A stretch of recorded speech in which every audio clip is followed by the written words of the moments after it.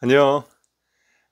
여러분, 내가 이렇게 편한 옷 입고 이렇게 칠판 앞에 있는 거 처음 보지? 여기는 우리 집이야. 그러니까 나 좀 편하게 옷 입어도 되잖아. 어, 여러분, 제 수업 계속 들어오신 분들한테도 해주고 싶고요. 그 다음에 혹시 유튜브를 통해서 처음 보는 분들 중에서도 이번 주에 연세대 논술 보러 가는 사람들 있겠죠. 그래서 이 연대 논술 보러 가기 전에 이 남은 시간 동안에 어떤 점들을 꼭 유의해야 할지, 그리고 시험장에서는 어떤 점을 생각을 해줘야 될지 몇 가지 말씀드릴 테니까 꼭 챙겨두세요. 요 영상 이거 내가 금요일 밤까지만 올려놓고 나중에 닫을 거거든. 그러니까 지금 볼 수 있을 때 다 봐놓고 여러분들 챙길 거 빨리빨리 챙겨놓자.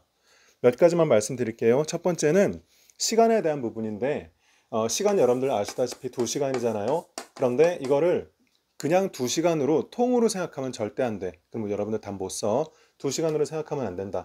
시간을 나눠줘야 돼. 어떻게 나누냐면, 여러분 논제 읽고 그 다음에 제시문 읽겠죠. 제시문 읽고요. 그 다음에 개요 작성할 거 아니야? 늘 내가 강조하는 거죠. 개요 작성하고, 이 개요 작성하는 데까지 걸리는 시간하고, 그 다음에 답안 쓰는 것, 답안 작성이죠. 직접 원고지에 쓰는 거지. 답안 작성하고 이거 전체적으로 다시 한번 검토해 봐야 되거든.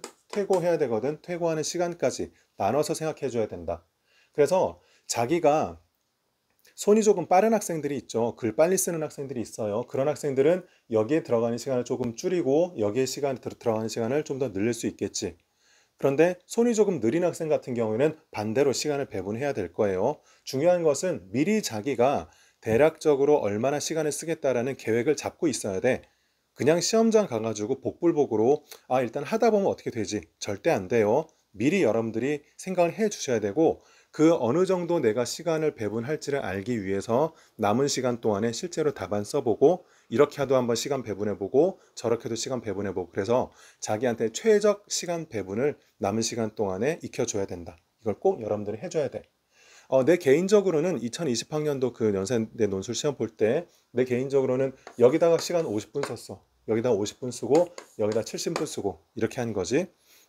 나 같은 경우만 해도 여기에다 시간을 꽤 많이 들인 거죠. 그러니까 여러분들도 각자의 차이는 좀 있겠지만 각자 나한테는 요 정도로 시간이 좀 필요하다. 문제를 푸는데 혹은 답안을 쓰는데 그것을 여러분들이 감을 좀 잡고 미리 대비를 하시는 것이 꼭 필요해요. 절대 2시간 그냥 통으로 생각하면 안 된다. 절대 안 돼요. 미리미리 나눠서 생각을 해줘야 돼.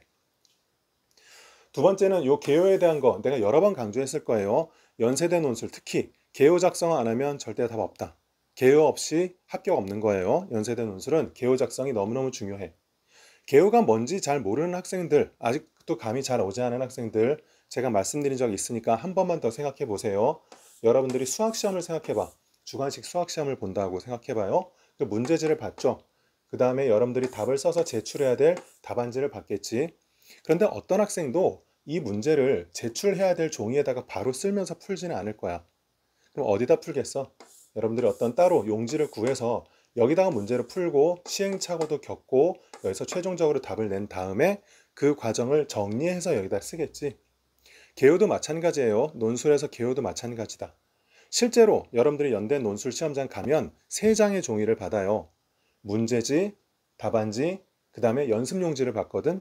이 연습용지는 이 답안지랑 똑같이 생겼어. 근데 재질이 좀 달라. 재질이 얇아. 여러분들이 글을 쓰고 싶으면 글을 써도 되고, 그냥 연습지로 쓰고 싶으면 연습지로 써도 돼. 나 같은 경우는 그냥 반으로 딱 접어가지고 연습용지로 썼거든. 근데 어쨌든 여러분들이 이렇게 이 문제를 어떻게 쓸 것인지 전체적으로 풀고 계획을 짜는 공간이 따로 있어야죠. 이렇게 해서, 이렇게 답을 써야겠다. 결론이 난 다음에, 그 다음에 답안을 쓰는 거예요. 이것이 바로 개요다. 개요가 반드시 있어야 돼요. 개요 작성하지 않고 대충 제시문 읽고 답안 쓰다가 지우고 쓰다 지우고 절대 답안 완성 못하고 완성돼도 좋은 답 안 돼. 한 가지 더 여러분들이 유의해야 될 것은 뭐냐면 연대 논술에서는 개요를 꼭 써야 되는 것뿐만 아니라 네 문제 나오잖아요. 1-1, 1-2, 2-1, 2-2 네 문제 나오는데 네 문제 모두 개요를 작성한 후에 네 문제 모두 개요를 얘기하는 거예요. 작성 후에 답안을 쓴다. 이 점 아주 중요한 부분이야. 왜냐면 연세대는 네 문제가 다 하나의 주제로 얽히잖아요. 여러분들 기출문제 풀어봤겠지만 예를 들어서 소문이라는 하나의 주제에 대해서 이러한 관점에서 살펴보기도 하고 그래프를 주기도 하고 수식을 통해서 물어보기도 하고 이렇게 다양한 각도로 물어보게 하죠.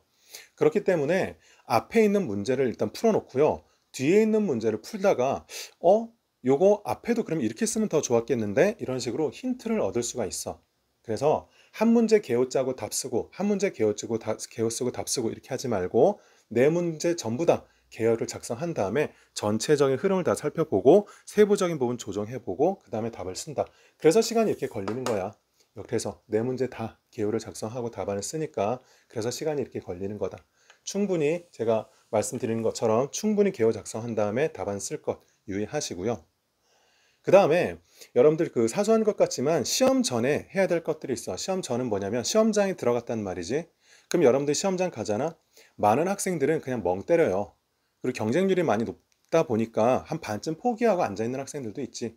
멍 때리거나 조금 열의가 있는 학생들은 자기가 지금까지 해왔던 논술 자료 이렇게 보거든. 근데 그것도 마음만 불안하지 큰 도움은 안 돼. 나는 어떻게 했느냐면 빈 용지에다가 손으로 막 뭘 적었어. 두 가지 효과가 있어요. 첫 번째는 손을 미리 풀어주는 거야.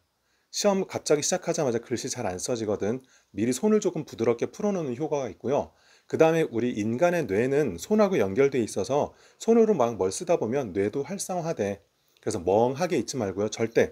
그러고 있다 시험 딱 시작해서 재시험 보면 눈에 들어온 데까지 또 시간 오래 걸리거든. 그러니까 절대 멍하게 있지 말고 손으로 뭘 쓰면서 머리를 미리 좀 활성화시키는 것 이거를 이러길 권해요. 시험 전에 다른 사람들이 어떻게 하고 있든지 간에 여러분들은 그런 식으로 좀 했으면 좋겠다. 그 다음에 요거 같이 얘기를 할게요. 요 지금 시험 전에 뭘 해야 될지. 여러분들이 시험 볼 때까지 꼭 뭘 준비해야 되냐면 이제 며칠 안 남긴 했는데요. 남은 시간까지 내가 이번 시험에서 이것만은 꼭 하겠다라고 하는 일종의 10계명이라고 할까요? 자기만의 계획이라고 할까요? 다짐이라고 할까요? 그런 것을 A4 용지 한 장에다 정리하세요. 남은 시간 동안 이것을 만들어요. 그래서 내가 적어도 시험 때는 이것만은 꼭 하겠다. 거기에는 이런 것도 들어가겠죠. 시간 배분 어떻게 하겠다. 개요를 어떻게 쓰고 들어가겠다. 미리미리 그런 것들을 요것만은 꼭 하겠다라는 자기만의 지침들을 미리 쓰는 거지. 뭐 한 10개명 이렇게 만들면 좋겠습니다. 그래서 요것을 시험 전에 봐오는 것이 좋아요. 그래서 내가 딴 건 모르겠다. 그렇잖아요. 여러분들이 실제로 시험을 봐도 딴 애들이 어떻게 할지 여러분들이 뭐 상관하겠어요? 그 사람들이 어떻게 한들 여러분이 할 수 있는 것은 뭐 달라지는 건 없죠. 그래서 여러분이 할 수 있는 것만 집중적으로 하면 돼요. 그 다짐을 딱 정리해 놓는 거야. 요것만은 꼭 하겠다. 요거 여러 번 읽고 그 다음에 손으로 뭐 쓰면서 풀고 이렇게 해주는 것이 좋다. 이 두 가지 같이 얘기했어요. 그 다음에 마지막으로 이 답안에 대한 얘기를 좀 할 텐데요. 중요한 부분인데 여러분들이 지금 얼추 내용상 준비가 다 잘 됐겠지만 사소하지만 아주 중요한 거 가끔 실수하는 게 있어서 말씀드릴 것이 있으니까 잘 정리해 두세요. 1-1번, 1-2번 이렇게 보면 문제가 비교하시오, 혹은 설명하시오, 혹은 분석하시오 이런 문제가 출제되는 경우들이 있고요. 그 다음에 비판하시오, 혹은 평가하시오 이런 문제들이 출제되는 경우들이 있어요. 그렇죠? 그런데 얘네들은 이 의미하는 바가 달라요. 목적이 다른 거예요. 그 점을 여러분들이 잘 알고 들어가야 돼. 비교나 설명이나 분석은 목적이 그 대상을 이해하는 거야. 얘는 이런 애구나. 있는 그대로 얘가 어떤 애인지를 그 속성을 파악하는 것이 목적이거든. 반면에 비판이나 평가는 일단 얘가 어떤 애인지는 알았어. 그 대상에 대해서 가치 판단을 하는 거예요. 좋은지 나쁜지에 대해서 쉽게 말하면 좋은지 나쁜지를 얘기하는 것이다. 평가하라고 하면 좋은지 나쁜지에 대한 길을 다 열어준 것이고 비판을 하라고 하면 출제자가 얘는 뭔가 문제가 있는 앤데 그 문제가 뭔지를 얘기해봐라 라고 문제를 준 거죠. 그래서 가치 판단을 내리는 쪽이고 그 대상을 있는 그대로 이해하는 것이기 때문에 이렇게 답을 쓰면 안 돼. 비교하거나 설명하거나 분석하는 데 있어서 이러이러해서 얘는 뭔가 바람직하지 않다거나 타당하지 않다거나 그런 식으로 쓰면 안 돼요. 그건 출제자가 원하는 범주를 넘어선 거야. 거꾸로 비판하거나 평가하라고 했는데 얘는 이렇다라고 거기서 끝나버려도 안 돼. 그래서 얘는 그 이러이러한 면에서 어떤 면에서 긍정적인지 부정적인지 바람직한지 바람직하지 않은지 타당한지 타당하지 않은지와 같이 가치 판단을 내려줘야 된다. 제가 수업 시간에도 여러 번 강조했고요.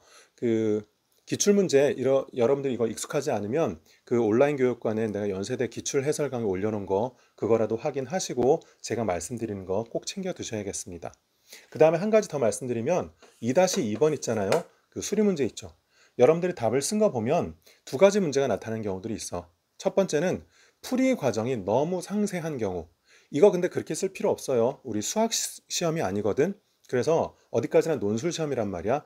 핵심적인 수식 중심으로 어떻게 답이 도출돼 가는지를 보여주면 되지 너무 세밀한 계산까지 다 답안에다 적으려고 하지 마세요. 좋은 답안 아니다. 또 하나의 문제는 반대야. 풀이 과정이 너무 없어. 근데 이것도 곤란하죠. 논술이기 때문에 정당한 풀이 과정을 보여줘야 된단 말이야. 논리적 과정이 드러나야 논술이라고 할 수 있잖아. 그래서 적절한 수식과 적절한 문장을 덧붙여줘야 된다. 이거 별로 안 좋아요. 그냥 수학시험 문제 풀듯이 수식만 쭉 하다가 그러므로 뭐 이거는 수학시험이잖아. 이게 아니라 이러이러한데 그러므로 이러이러한 수식이 도출되고 따라서 그 값은 이렇게 도출된다. 적절한 문장을 섞어서 수식과 함께 답안을 작성해 줘야 된다. 이 점까지 여러분들 염두에 두시고요. 그 다음에 시간 얼마 안 남았는데 수리논술 어떤 문제 나올지 여러분들 궁금하죠?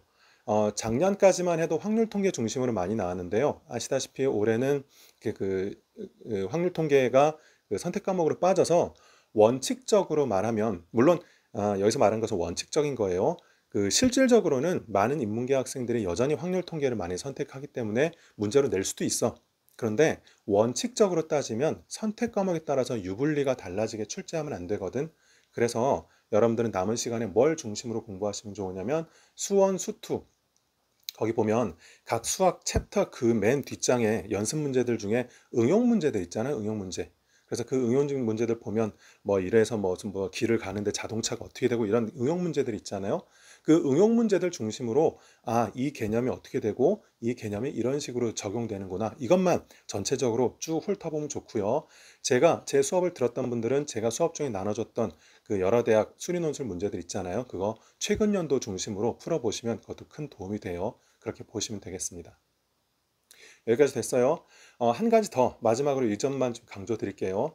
마인드가 중요한데요. 여러 번 시험장 가면 사람들 너무너무 많고 쉽게 말하면 쫄지. 쫄 필요 없어. 쫄 필요 없어. 경쟁률 높은 건 당연한데요.